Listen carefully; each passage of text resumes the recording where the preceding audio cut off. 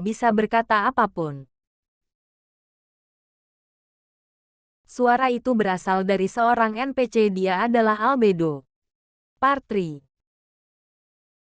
Bertempat di perbatasan antara Baharut Empire dan Reestize Kingdom, sebelah selatan dari pegunungan Azelerisia, terdapat hutan yang luas yang bernama The Great Forest of Tap. Di luar dari tepi hutan, terdapat desa Karne, dengan populasi 120 orang, yang terbagi dalam 25 keluarga. Untuk ukuran desa perbatasan dari Reestize Kingdom, jumlah ini tidak aneh. Kegiatan utama sehari-hari dari penduduk desa tidak terlepas dari hutan dan ladang mereka, karena hampir tak ada pengunjung kecuali beberapa ahli obat parmacis yang sedang mencari tumbuh-tumbuhan dan petugas pengumpul pajak yang datang sekali setahun. Itu adalah sebuah desa yang tidak bergerak dalam waktu. Para penduduk sibuk sejak mereka bangun pagi. Sebagai desa tanpa cahaya keajaiban, continual light cahaya berkelanjutan, mereka bekerja dari terbit hingga terbenam matahari. Begitulah kehidupan mereka. Tugas pertama Henry Emot setiap harinya adalah pergi ke sumur terdekat dan mengambil air. Mengambil air adalah pekerjaan seorang gadis dan ketika tangki air di dalam rumahnya sudah penuh, maka tugas pertamanya untuk hari itu telah selesai.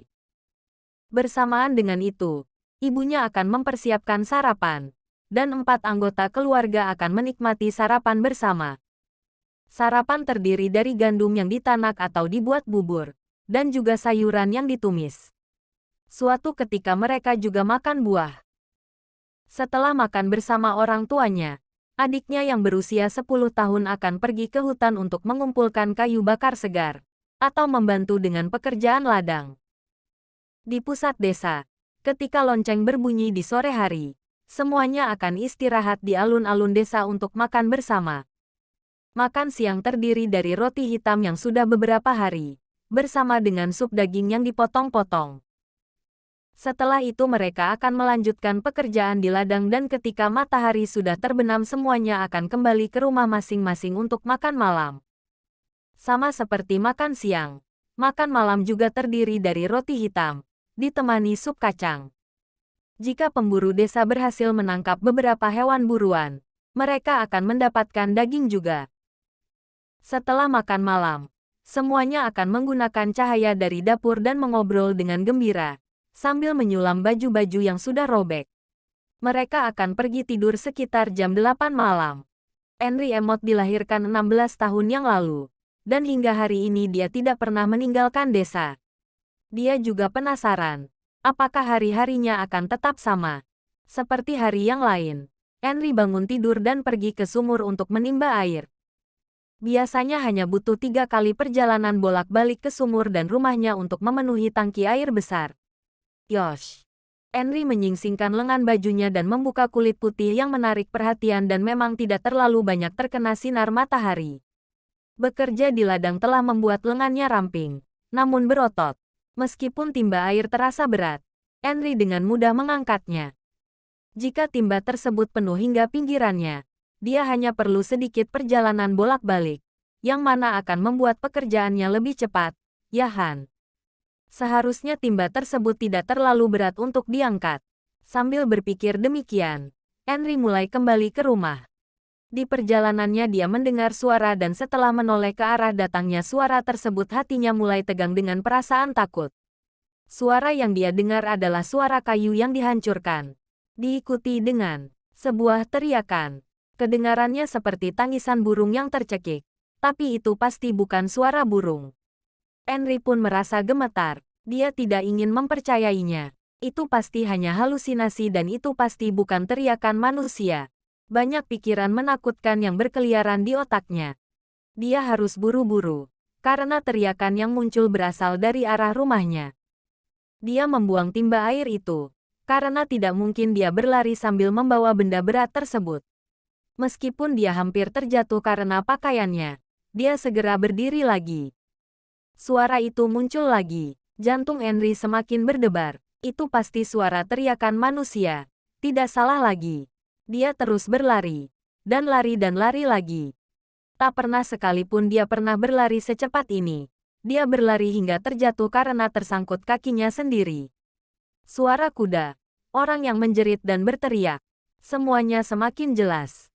Di depan mata Henry, dari kejauhan, dia bisa melihat orang asing dengan baju pelindung lengkap dan menghunuskan pedang pada para penduduk desa.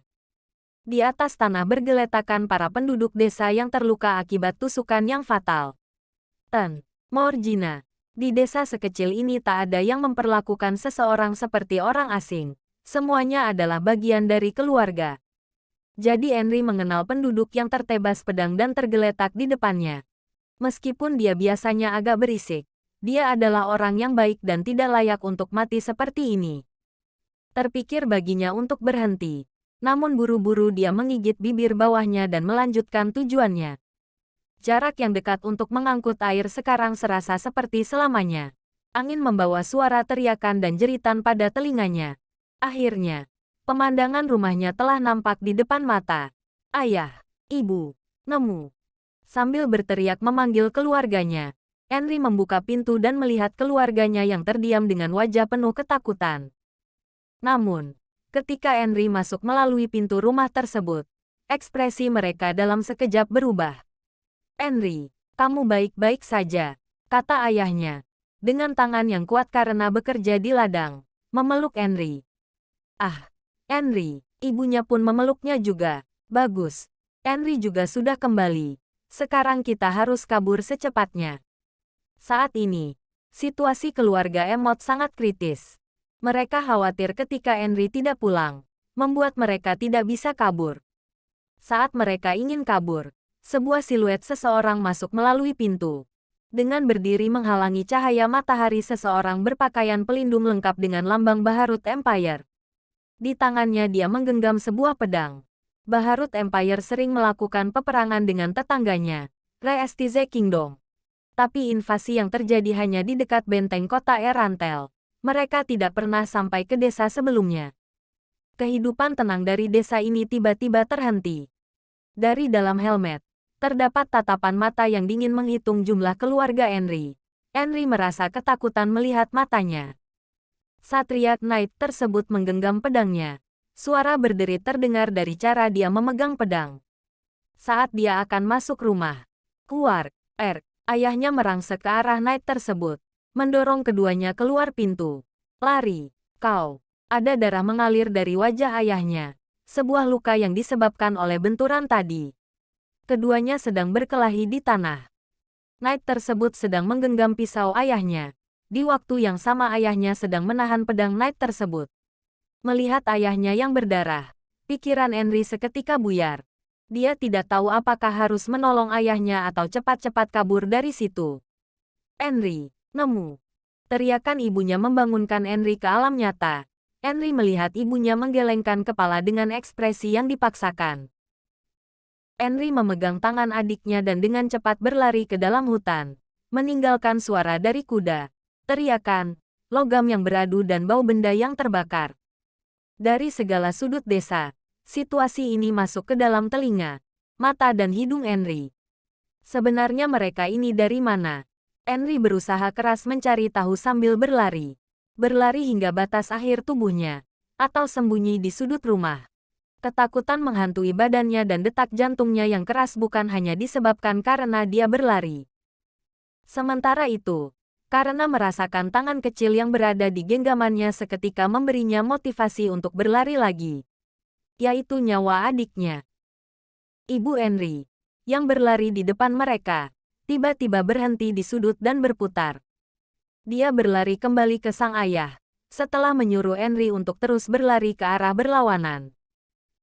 Sambil berlari dia berpikir mengapa ibunya menyuruhnya melakukan hal itu.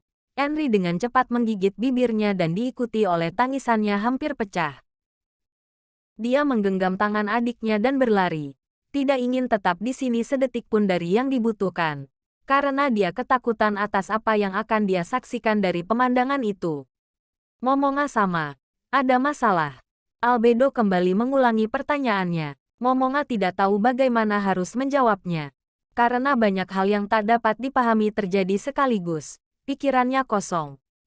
"Maafkan aku." Momonga hanya bisa berdiri dan memandang Albedo dengan wajah bodoh.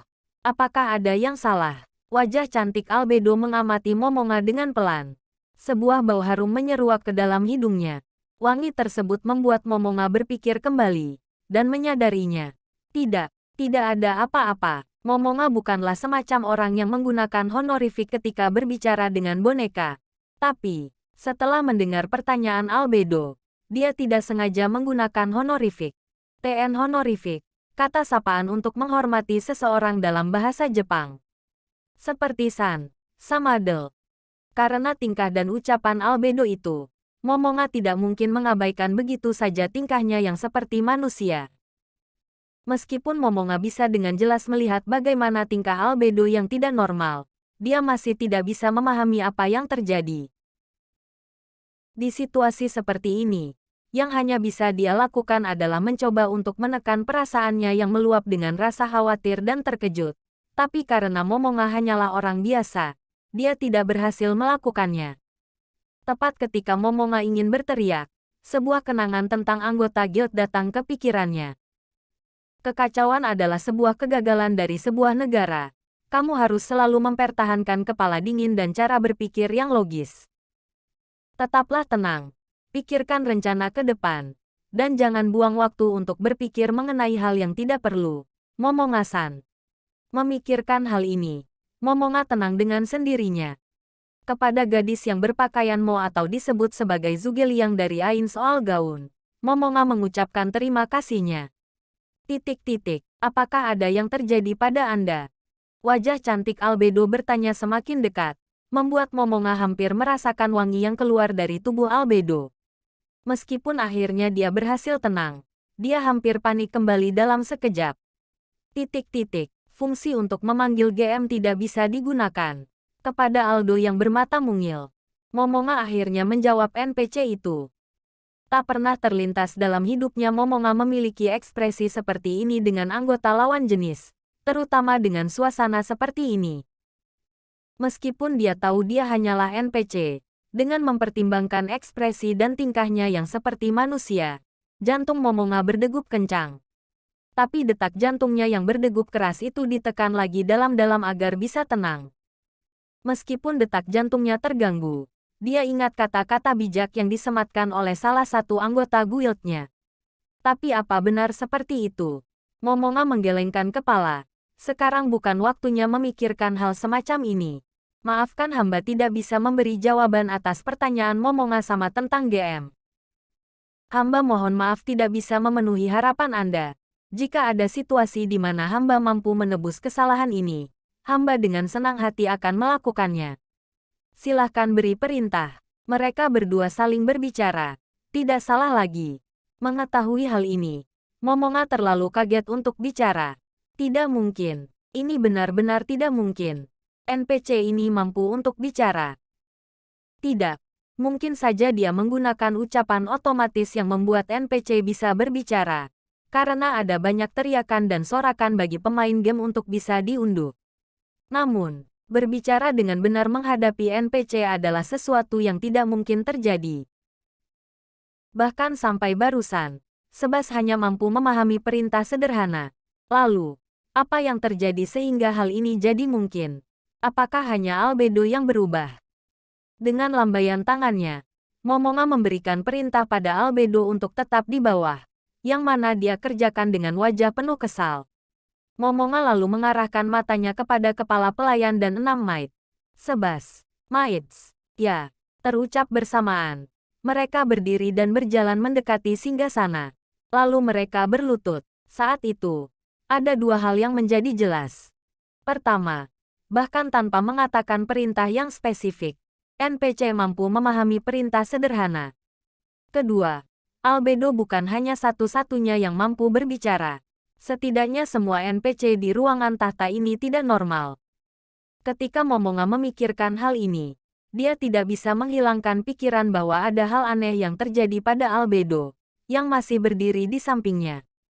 Ingin menjernihkan masalah ini, Momonga melihat ke arah Albedo dengan tatapan tajam. Apakah ada yang terjadi? Apakah saya melakukan kesalahan? Akhirnya Momonga menyadari apa yang salah. Dia tidak mampu mengeluarkan suara dan hanya bisa takjub. Suatu perasaan aneh yang datang dari ekspresi yang berubah. Bibirnya bergerak, bahkan mengeluarkan suara. Titik-titik. Jangan-jangan. Momonga meletakkan tangannya di mulut dengan cepat dan mencoba untuk mengeluarkan suara. Mulutnya bergerak.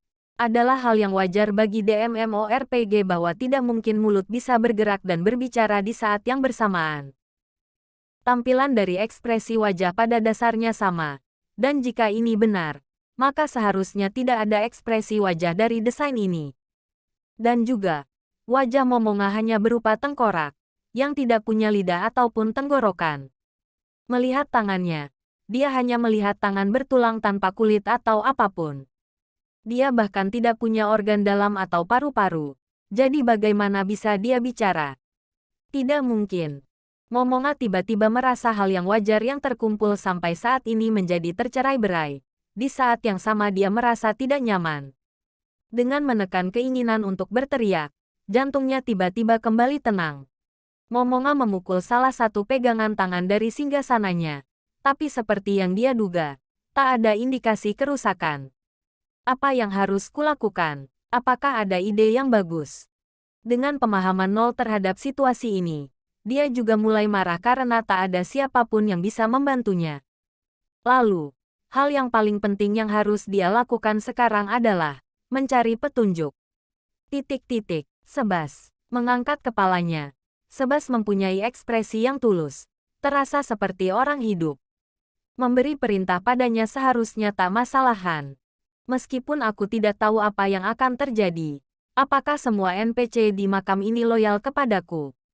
Mereka ini jelas sekali bukan NPC yang dibuat secara bersama-sama. Merasa tidak enak dengan pikirannya yang berenang dengan pertanyaan-pertanyaan. Momonga menekan emosi ini. Bagaimanapun, kandidat yang paling cocok untuk melakukan pencarian adalah Sebas. Meskipun Albedo ada di sampingnya, Momonga bertekad dan memilih Sebas. Sambil berpikir dan terlihat seperti bos berpangkat tinggi memerintahkan pegawainya, Momonga menunjukkan sikap seorang pimpinan dan memerintah, tinggalkan tempat ini dan periksalah area sekitar. Jika ada manusia atau makhluk apapun yang bersahabat, undang kemari. Negosiasi seharusnya tercapai hingga ada kepuasan satu sama lain. Radius pencarian adalah 1 kilometer dan cobalah untuk menghindari pertarungan. Ya, Momonga sama. Saya akan melakukan sesuai perintah. Di Yggdrasil, tidak mungkin NPC yang dibuat untuk melindungi area tertentu lalu meninggalkannya. Namun, sekarang ini sudah berubah. Tidak. Masalah ini hanya bisa ditentukan ketika Sebas benar-benar meninggalkan Great Tomb of Nazarick. Bawa anggota Pleiades denganmu. Jika ada situasi di mana kamu harus mundur, bawalah informasi yang kamu kumpulkan kembali kemari. Dengan itu, langkah pertama telah diambil. Momonga melepaskan tongkat Ain soal gaun. Tongkat tersebut tidak jatuh ke tanah tapi mulai melayang, seperti ada yang memegang di udara. Meskipun tidak sesuai dengan hukum fisika, ini biasanya hanya terjadi di dalam game. Situasi di mana item melayang di udara ketika kamu lepaskan adalah tidak aneh di Yggdrasil. Spirit yang muncul dari tongkat menunjukkan ekspresi kesakitan dan menjerat tangannya, tapi Momonga tidak memikirkannya. Kejadian semacam ini sangat tidak aneh. Namun, efek seperti ini juga tidak mengejutkan. Jadi Momonga memutar jarinya dan membuyarkan spirit-spirit itu. Momonga menggulung tangannya dan merenung. Langkah selanjutnya adalah menghubungi perusahaan game. Mempertimbangkan situasi Momonga yang tidak normal. Yang paling tahu tentang itu seharusnya adalah perusahaan game. Masalahnya adalah bagaimana menghubungi mereka. Biasanya yang dilakukan hanyalah dengan menggunakan perintah, shout, atau call GM. Untuk melakukan kontak langsung. Tapi metode itu kelihatannya juga gagal saat ini. Message. Itu adalah salah satu permainan pesan magic dalam game. Biasanya, itu hanya bisa digunakan di tempat atau situasi tertentu. Tapi sekarang ini mungkin bisa dimanfaatkan. Meskipun magic ini bisa digunakan untuk berkomunikasi dengan pemain lain, belum diketahui apakah bisa juga digunakan untuk memanggil GM. Dan di situasi yang tidak normal ini, tidak ada jaminan bahwa magic masih bisa digunakan. Jika dia tidak bisa menggunakan magic, Jangankan bertarung, bahkan pergerakan dan kemampuannya untuk mengumpulkan informasi akan sangat berkurang sekali. Di situasi seperti ini, di mana semuanya serba asing, penting sekali untuk memastikan apakah magic bisa digunakan. Dan harus diketahui hasilnya secepatnya.